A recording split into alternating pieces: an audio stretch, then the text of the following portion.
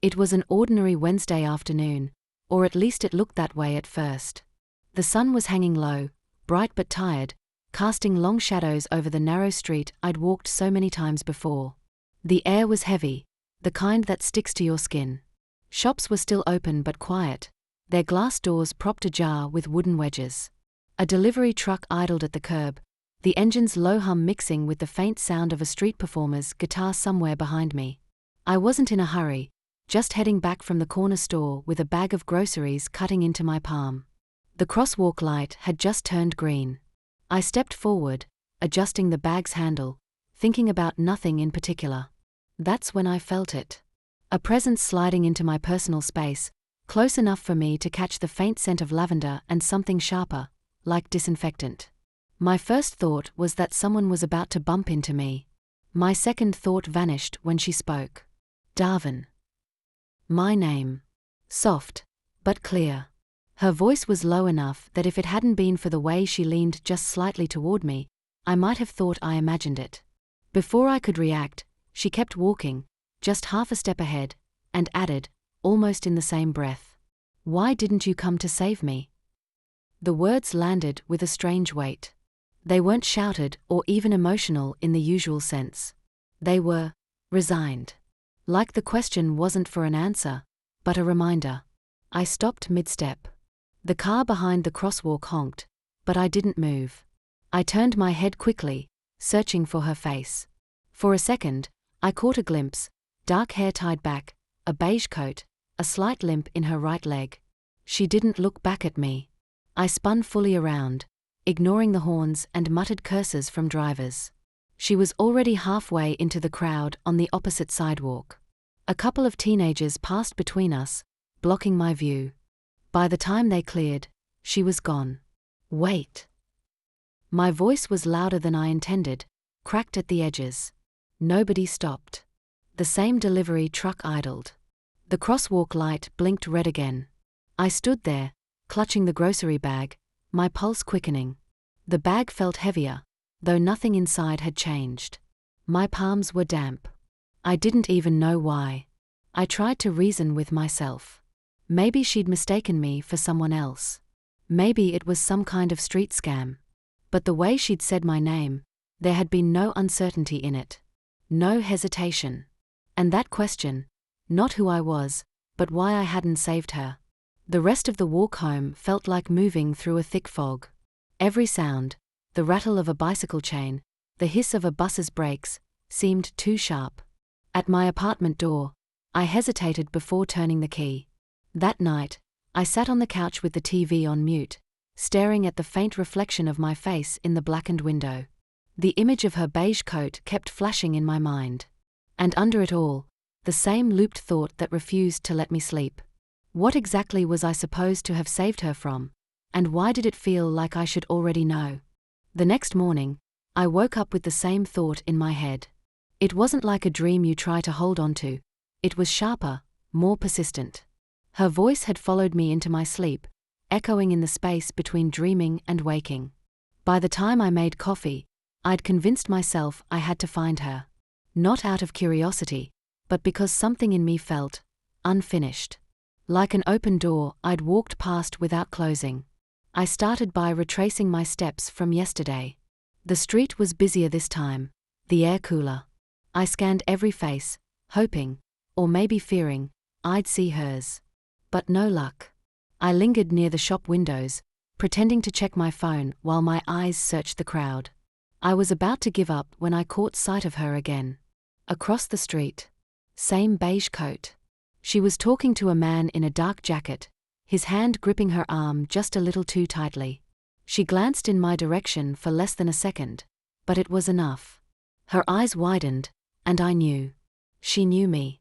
Without thinking, I stepped off the curb, ignoring the traffic light. A car horn blared. By the time I crossed, she and the man were gone, swallowed by the side alley. I jogged down it, my shoes slapping against the damp pavement. The alley twisted, ending in a high brick wall and a locked metal gate. No sign of them. My chest burned from the run, but it wasn't the effort, it was frustration. I pulled out my phone and called the only person I thought might know something, My mother. Mom, do we know anyone around here? A woman, maybe older than me, dark hair. There was a pause. Too long for a simple no. I don't think so, honey, she finally said. Why? She called me by name. Said I was supposed to save her. Another pause. Then her tone shifted, softer, almost rehearsed. That's strange. Maybe it's nothing. Don't think about it too much. But I was thinking about it. Even more after that call. My mother didn't ask for details, didn't say, "Are you okay?" She just wanted me to drop it. That night, I went through some old boxes in my closet, the kind you never unpack when you move. Inside one, I found a photo I didn't remember taking. It was me, maybe 10 years old, standing beside a teenage girl. She had the same dark hair, the same eyes I'd seen yesterday. Written on the back in faded ink, "For Darwin, love, L." L. I didn't know any L. And yet, as I traced the letters with my thumb, a faint memory stirred, a promise I'd made to someone. Someone I was supposed to protect. The question had changed now. It wasn't just who she was. It was, why would my own family hide her from me, and what else have they made me forget? I didn't sleep much that night. The photo stayed on the nightstand, the inked L's staring at me every time I turned my head. By morning, I decided, I couldn't let this go. I started with the obvious, my father. He was in his workshop, repairing an old watch, when I walked in. The smell of oil and metal filled the air. "Dad," I began, holding up the photo. "Who is she?" He didn't even look at it at first. Just kept working, his fingers moving in small, precise motions. When he finally glanced up, his eyes darted from the photo to my face, then back to the watch.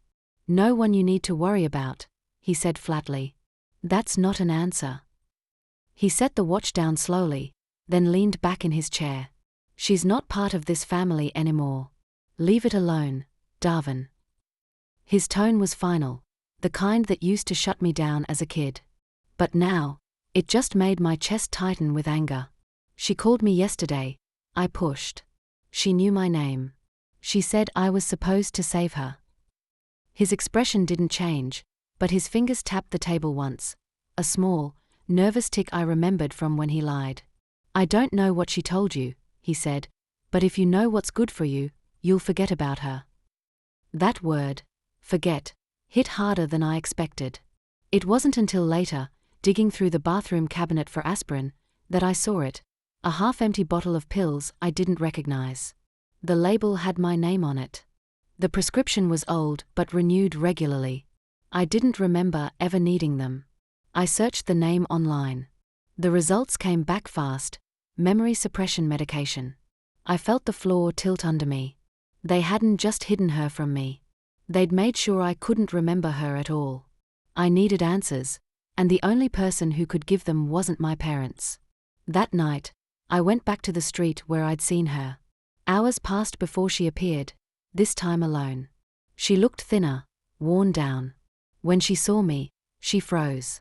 Then her eyes filled, not with relief, but fear. "You shouldn't be here," she whispered. "They're watching." "Who's watching?" She glanced over her shoulder. "The people who have my son. The same people your parents made a deal with." The words hit like a punch. My parents. "They gave me to them, Darwin. To keep you safe." Her voice cracked, and for a second, she looked like she might collapse. I reached out, but she stepped back, shaking her head. "If they see us talking, they'll..."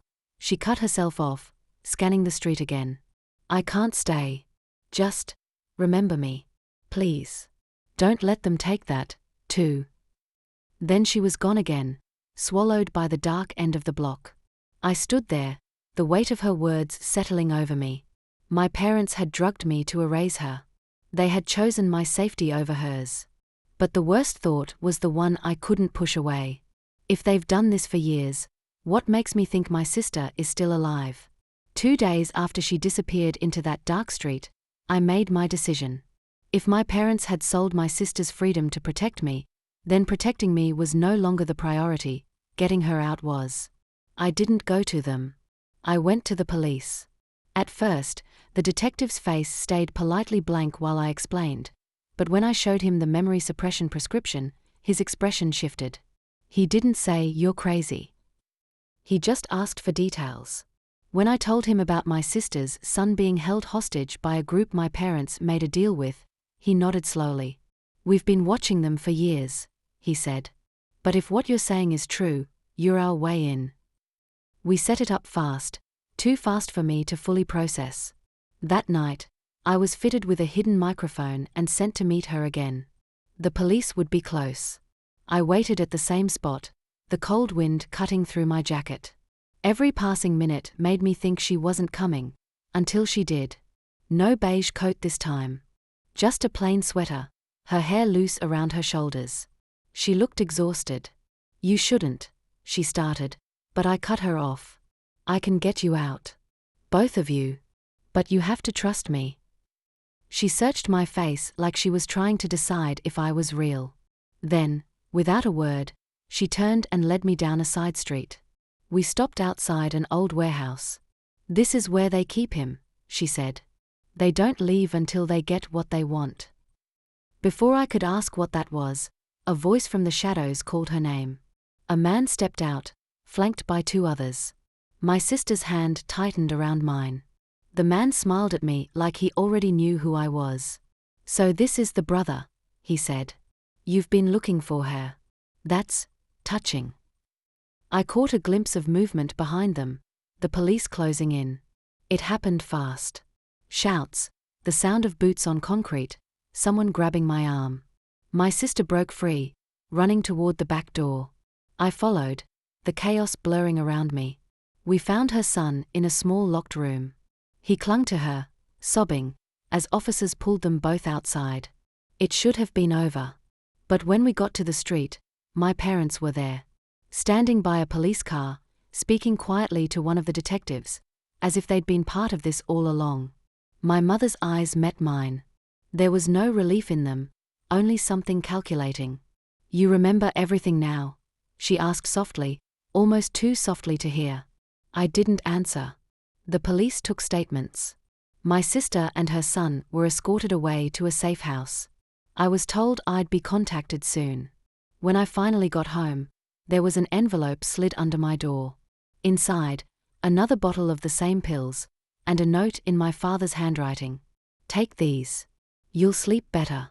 I stood there, the bottle in my hand, the weight of everything pressing in. I had my memory back now. I'd saved my sister. But if they wanted me to forget again, they wouldn't stop asking. I left the pills on the counter and walked away. For now, I could remember. For now.